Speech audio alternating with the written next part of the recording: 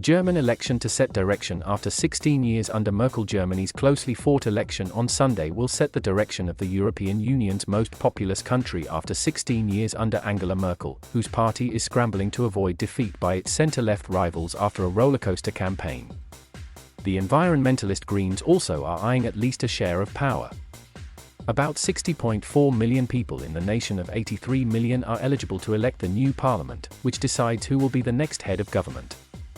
Recent polls point to a neck-and-neck race between Merkel's centre-right Union bloc and the Social Democrats, with the latter marginally ahead. The polls show the Greens making their first bid for the chancellorship, in third place after a campaign in which all three have held the lead.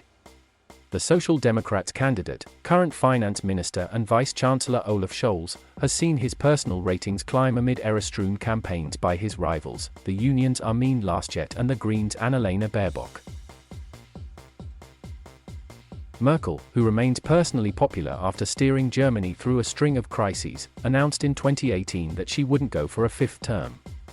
That set up the first election since West Germany's initial vote in 1949, in which there is no incumbent chancellor seeking re-election. Voters appear underwhelmed by the choices.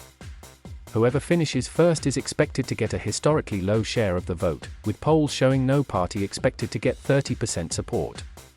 The lowest score so far for a winning party is the Union's 31% in 1949, which also is the bloc's worst showing to date. Such an outcome would likely trigger lengthy haggling on a new governing coalition, with whichever party finishes first best placed, but not guaranteed, to have its candidate succeed Merkel. A first-place finish for the Social Democrats, who provided 3 of Germany's 8 post-World War II chancellors but have been Merkel's junior governing partners for 12 of the past 16 years, would be remarkable after a long poll slump for the party. When the Union and the Greens chose their candidates this spring, the election was widely expected to be a race between the two. The Union was prepared for a Laschet-Baerbock battle, and Laschet wanted practically to act as the incumbent, with all his leadership expertise from his current job as governor of Germany's most populous state, North Rhine-Westphalia, political science professor Andrea Remmel of the Hertie School in Berlin said this week.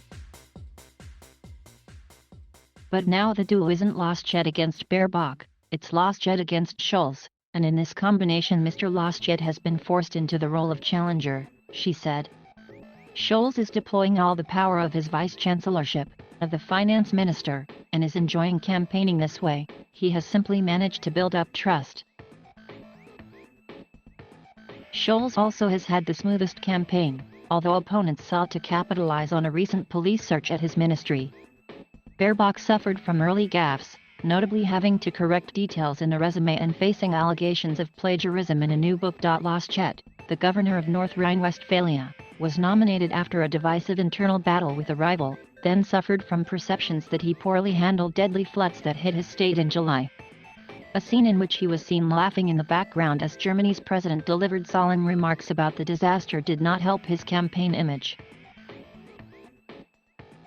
Those woes have often distracted from policy issues. The leading parties have significant differences in their proposals for tackling climate change. Laschet's Union is pinning its hopes on technological solutions and a market-driven approach, while the Greens want to ramp up carbon prices and end the use of coal earlier than planned. Scholz has emphasized the need to protect jobs as Europe's biggest economy transitions to greener energy. Laschet insists there should be no tax increases as Germany pulls out of the coronavirus pandemic, which the country weathered well economically thanks to large rescue packages that have incurred new debt. Scholz and Baerbock favor tax hikes for the richest Germans, and also back an increase in the country's minimum wage. Foreign policy hasn't played much of a role in the campaign, though the Greens favor a tougher stance toward China and Russia. As their poll ratings have sagged, Laschet and other Union leaders have issued constant warnings that Scholz and the Greens would form a coalition with the opposition Left Party, which opposes NATO and German military deployments abroad. Whether such a partnership is realistic is questionable, given foreign policy and other differences. Scholz's first choice would likely be an alliance with the Greens and the pro-business Free Democrats, and a coalition with those two parties is also Laschet's likeliest route to power.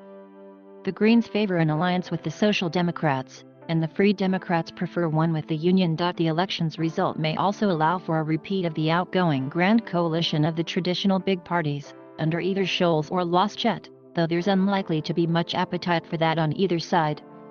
But no party wants to bring the far-right alternative for Germany into government.